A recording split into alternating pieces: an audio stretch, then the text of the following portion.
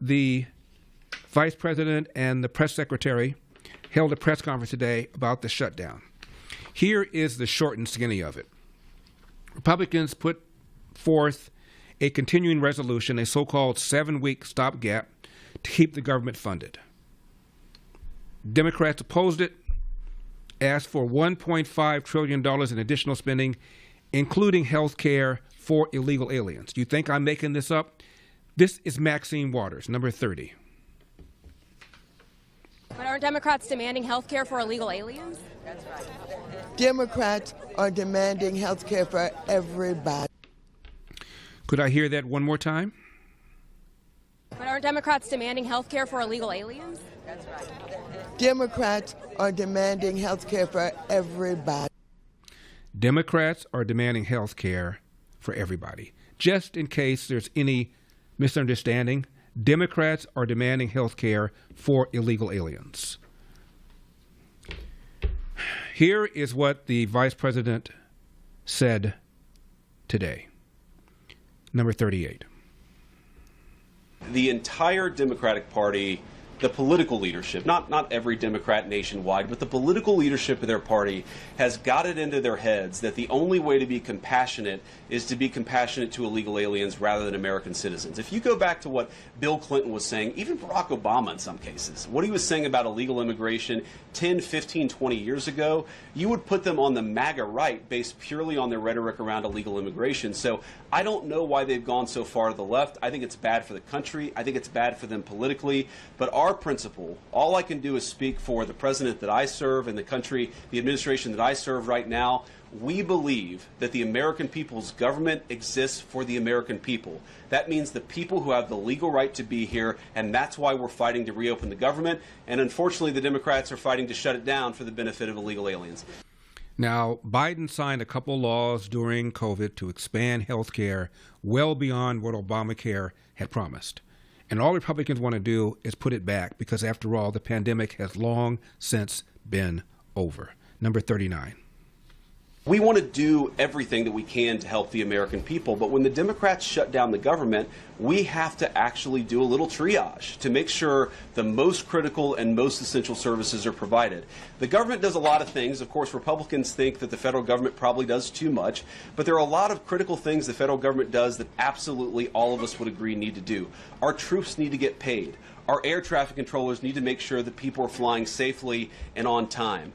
We need low-income people to be able to access the food services that are provided by the federal government. There are critical things that need to be saved. We're going to do everything that we can over the coming weeks, if the shutdown lasts that long, to ensure that people get the essential services that they need, despite the fact that Chuck Schumer has shut down the federal government. It's not going to be perfect because we are in a government shutdown. We are going to have to lay some people off if the shutdown continues. We don't like that. We don't necessarily want to do it, but we're going to do what we have to keep the American people's essential services continuing to run.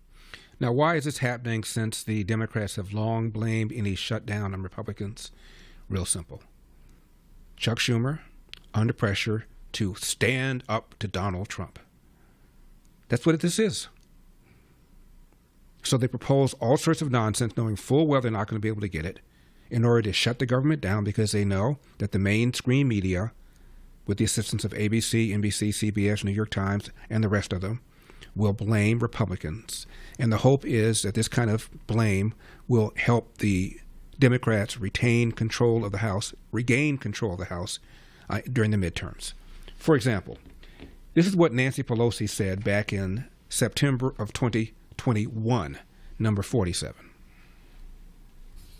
Close to the debt ceiling, we hear all of these horror stories about the foreman of the apocalypse, and locusts, and everything else coming. Yeah.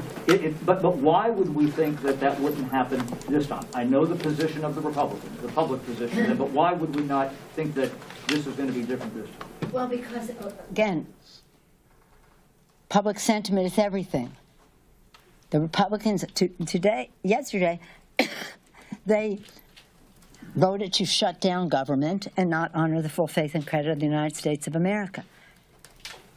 Shutting down government at the same time is rejecting assistance for their own constituents who were affected by Hurricane Ida. Again, we'll keep government open. We'll have the votes to do that, and then we'll go to the Senate again. But the full faith and credit is a national debate. It's a national debate. And why should it be that we as Democrats always come to the rescue when it's a Republican president? And we're not coming to the rescue of the president. We're coming to the rescue of our economy, of families and the interest they pay on loans and their job security and the rest of that. That's the debate that we have to have. And we must succeed.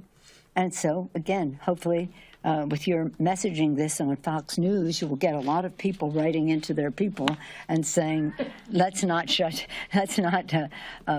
renege on the national debt. It's about paying. That was September 21. Adamantly, Nancy Pelosi opposed to a government shutdown. Let's fast forward to Chuck Schumer, September of last year, number 48. If the government shuts down, it will be average Americans who suffer most. A government shutdown means seniors who rely on Social Security could be thrown into chaos as the Social Security Administration limits certain services like benefit verifications or fixing errors in payments. Our veterans could see regional VA offices shut down and support services put on hold. Some of our military service members could be forced to work without pay. Families who benefit from WIC and other nutrition programs could see benefits halted.